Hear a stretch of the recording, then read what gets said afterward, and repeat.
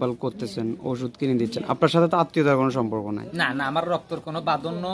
উনি আমাকে, আমি ওনাকে মায়ের মতো জানি, আর উনি আমাকে ছেলের মতো জানে সবসময়। আমাকে এই তো উনি একজন অসহায় মানুষ হিসেবে আপনি যতটুকু মানুষ পারেন। হিসাবে আমি ওনার পাশে সবসময় আছি এবং ওনার মৃত্যু পর্যন্ত আমি থাকবো।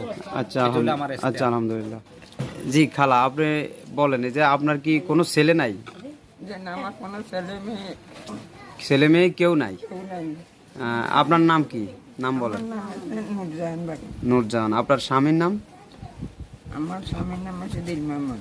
ওই উনি কি মারা গেছে? উনি কি মারা গেছে? উনি মারা গেছে। আপনার আগে কোথায় ছিলেন? আপনাদের বাড়ি আগে কোথায় ছিল? আমার বাড়ি আগে ছিল বাংলা বাজার, পরে আমি গেছি চন্দ্র।